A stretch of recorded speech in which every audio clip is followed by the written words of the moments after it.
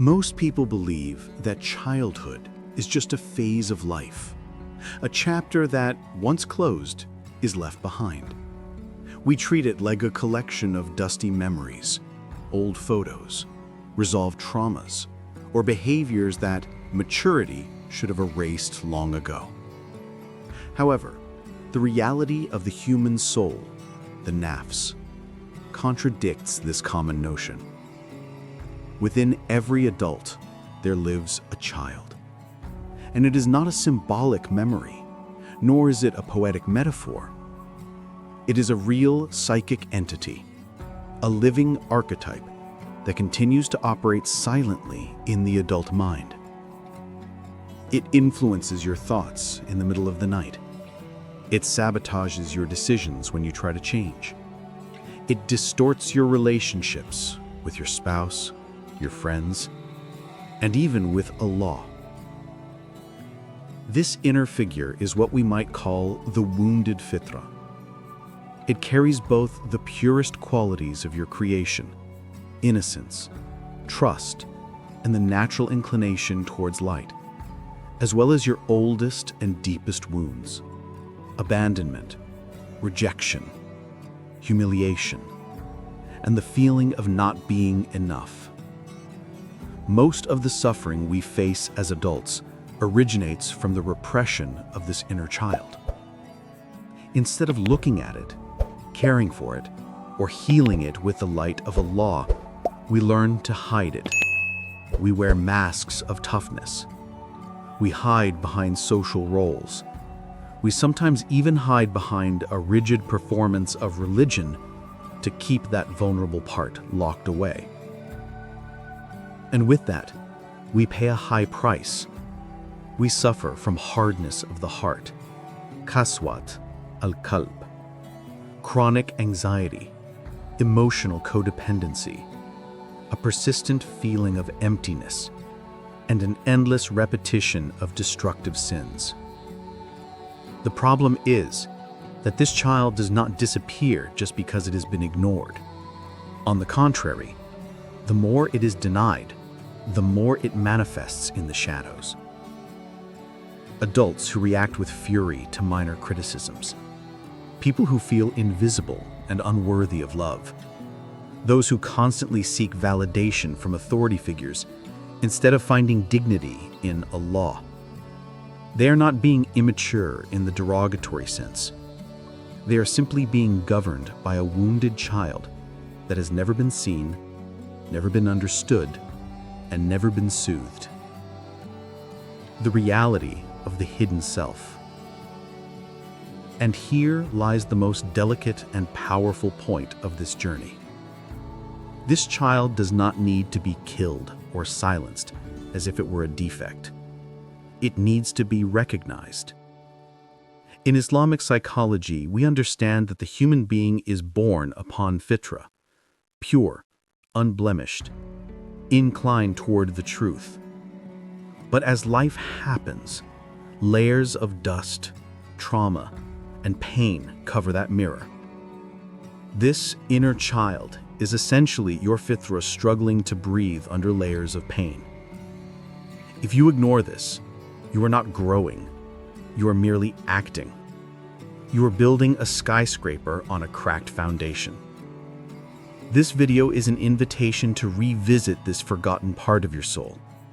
A deep dive into the idea that your inner child is not an obstacle to your adult life, but the key to unlocking your authenticity, your sincerity, ikhlas, and your emotional freedom.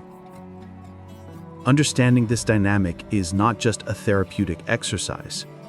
It is an act of psychic survival in a world that increasingly demands disconnection from ourselves. And perhaps, by looking into the eyes of the child you once were, you can finally understand why you are so tired, why you are so lost, and why you are so needy. The answer was never out there in the dunya. It has always been within. The living archetype. The inner child is not trapped in the past. It manifests in the present. When you feel an irrational fear that your friends will leave you. When you feel a desperate need to buy things you don't need. When you feel paralyzed by the idea of making a mistake. This is not the adult you. This is the child who was once yelled at, once ignored, or once shamed. It is simultaneously vulnerable and sacred.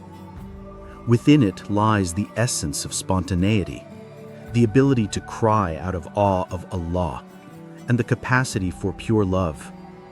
But it also holds the unprocessed traumas, the times you needed protection and didn't get it. This inner presence subtly but devastatingly influences adult behavior. When ignored, the inner child manifests through acting out.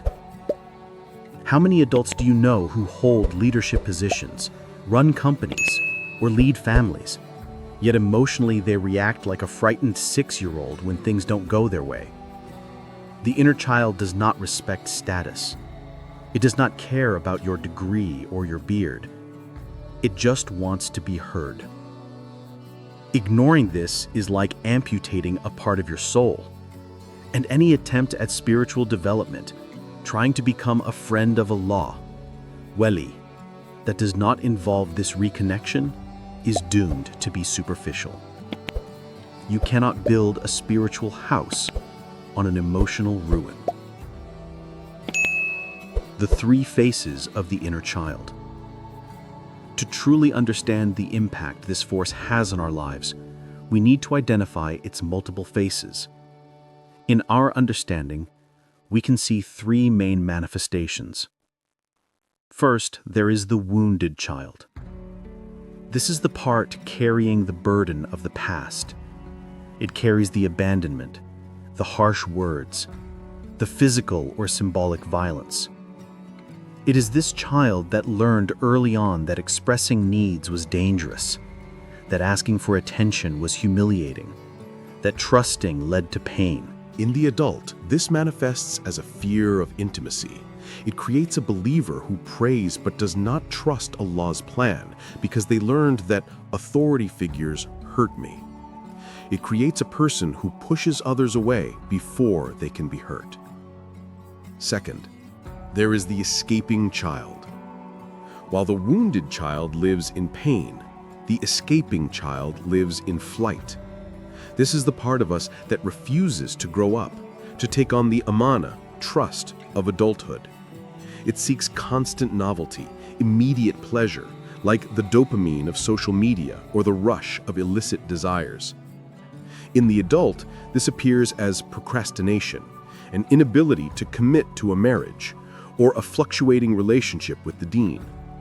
They want the sweetness of faith without the discipline of the sunnah. Third, and most importantly, is the pure child, the fitrah. This represents the deepest creative, spiritual, and intuitive potential of the human being. It is the part of you that still believes in the unseen, ghaib. It is the source of your basira, insight. But ironically, this pure child is often suffocated by the pain of the other two. Without space to emerge, it withdraws, and you are left feeling numb in your worship, reading the Quran but feeling nothing in your chest. The masks of adulthood. From a very early age, we were taught to hide this child. We were told, big boys don't cry, or stop being so sensitive. So this emotional education taught us to wear masks.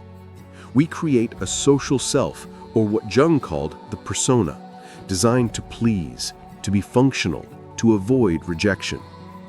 We wear the mask of the caretaker, the one who fixes everyone else's problems to feel worthy of love, ignoring their own soul. We wear the mask of the stoic, the one who needs no one, who acts cold and distant, protecting a child who was once rejected. We wear the mask of the performer, the one who achieves success after success, hoping that maybe now the parents or the world will finally be proud. These masks are unconscious attempts to ensure safety. But the problem is that these strategies distance us from who we really are. They create a gap between our authentic self and the self we show to the world. And the greater this distance grows, the more we feel the emptiness. We try to fill it with work, with food, with scrolling, or with hollow praise. But none of these things replace the psychic truth. The inner child does not disappear. It waits. The solution: Tarbiyah of the self. So how do we heal? The answer is profound and practical.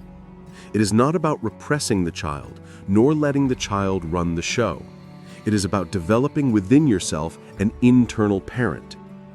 In Islamic terms, this is the development of the mature self, or the reassured soul, a Nafs al-mutma'inna. You must become for yourself the compassionate guardian you may never have had. This is the process of tarbiyah, rearing or upbringing, directed inward. Emotional maturity is not about killing the child. It is about creating a relationship with it. It requires muraqabah, self-observation. It means noticing when the wounded child is in control. Imagine an everyday situation. Someone criticizes you at work. You feel a disproportionate reaction, a sudden rage, or a desire to cry. Instead of simply reacting, the mature self steps in. It establishes an internal dialogue. It says, "I see your pain. This is not about the boss. This is about the time you were humiliated as a kid. I am here. We are safe. Allah is with us." By doing this, you move from a reactive mode to an active self-care state. You are simultaneously the child who feels and the adult who cares. Reparenting in practice. Many try to heal childhood pain only through reading or theory, but healing requires action. This is reparenting. To reparent yourself means to consciously offer the inner child what it was denied. 1. Validate the pain. The inner child does not want to be fixed, it wants to be witnessed. Stop judging your emotions as haram or bad. Listen to the sadness. It is a messenger. 2. Establish boundaries. Often the inner child seeks love in toxic places. You must be the adult who says, "No, we do not accept humiliation anymore. We seek honor with Allah, not with people who hurt us." Protecting yourself is an act of worship. 3. Self-soothing with mercy. When anxiety hits, do not punish yourself. Do not say, "Why am I so weak?" Say, "It is okay to be afraid." Use the tools Allah gave you: dhikr, deep breathing, the coolness of wudu. Calm the child within you with the remembrance of the Most Merciful. Over time, this process begins to change something very deep. The wounded child stops screaming because it is finally being heard. The impulsive reactions decrease because now there is an adult present in command. The energy once trapped in trauma begins to circulate freely, and with it, your creativity and your ability to worship with a present heart returns. The return to Fitrah. This is the essence of true healing. Not erasing the past, but creating a present where old pain finds acceptance. And when this inner child is heard and cared for, it reveals its highest face, the divine Fitrah. The one who is not afraid to trust Allah, the one who sees the beauty in creation, the one who worships with a light heart, not a heavy burden. True freedom begins when you no longer need to fight against yourself, when you no longer need to wear masks to deserve love, nor shrink to be accepted, when you become the very home you have always sought in others. This is the turning point. It does not come from outside. It comes from the radical gesture of looking inward with courage and saying, "I see you. I am here, and I will not abandon you again." This is the beginning of a new life. A life where you no longer just survive, but you truly live as a slave of Allah, whole, healed, and authentic. Now that you've come this far, I want to ask you, what was the moment in your life when you felt your inner child needed someone the most? Share it in the comments. Your story can touch and inspire others who are also walking this path. And if this video spoke to your soul, don't keep it to yourself. Share it. Subscribe. Because the journey of the soul is long and we are just getting started. See you in the next video.